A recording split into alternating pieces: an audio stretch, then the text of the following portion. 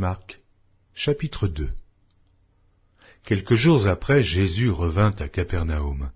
On apprit qu'il était à la maison, et il s'assembla un si grand nombre de personnes que l'espace devant la porte ne pouvait plus les contenir. Il leur annonçait la parole.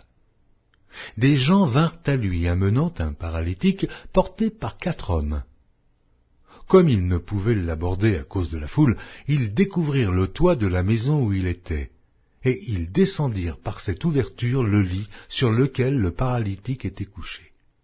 Jésus, voyant leur foi, dit au paralytique, « Mon enfant, tes péchés sont pardonnés. » Il y avait là quelques scribes qui étaient assis et qui se disaient au-dedans d'eux, « Comment cet homme parle-t-il ainsi ?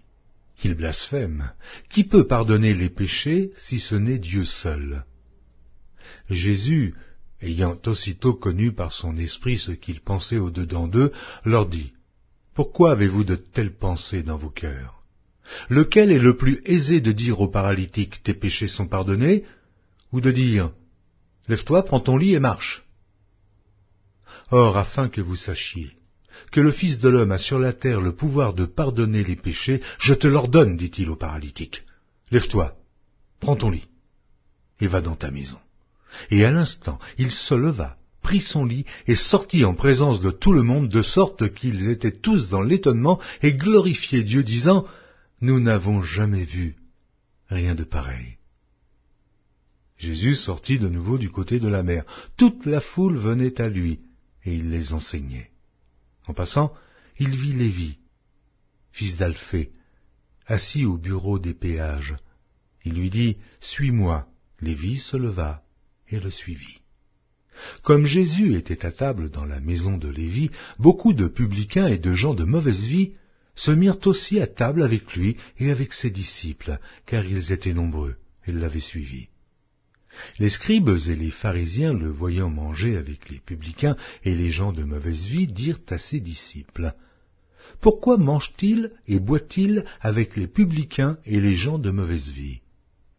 Ce que Jésus ayant entendu, il leur dit, « Ce ne sont pas ceux qui se portent bien qui ont besoin de médecins, mais les malades. Je ne suis pas venu appeler des justes, mais des pécheurs. » Les disciples de Jean et les pharisiens jeûnaient. Ils vinrent dire à Jésus, « Pourquoi les disciples de Jean et ceux des pharisiens jeûnent-ils, tandis que tes disciples ne jeûnent point ?» Jésus leur répondit, « Les amis de l'époux peuvent-ils jeûner pendant que l'époux est avec eux ?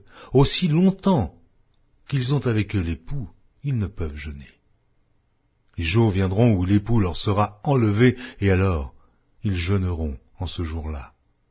Personne ne coud une pièce de drap neuf à un vieil habit. Autrement, la pièce de drap neuf emporterait une partie du vieux, et la déchirure serait pire. Et personne ne met du vin nouveau dans de vieilles outres. Autrement, le vin fait rompre les outres, et le vin et les outres sont perdus. Mais il faut mettre le vin nouveau dans des outres neuves. » Il arriva un jour de Shabbat que Jésus traversa des champs de blé. Ses disciples, chemin faisant, se mirent à arracher des épis. Les pharisiens lui dirent, « Voici, pourquoi font-ils ce qui n'est pas permis pendant le Shabbat ?» Jésus leur répondit, « N'avez-vous jamais lu ce que fit David lorsqu'il fut dans la nécessité et qu'il eut faim, lui et ceux qui étaient avec lui? Comment il entra dans la maison de Dieu du temps du souverain sacrificateur Abiatar et mangea les pains de proposition qu'il n'est permis qu'aux sacrificateurs de manger, et en donna même à ceux qui étaient avec lui. » Puis il leur dit, « Le Shabbat a été fait pour l'homme, et non l'homme pour le Shabbat, de sorte que le Fils de l'homme est maître même du Shabbat. »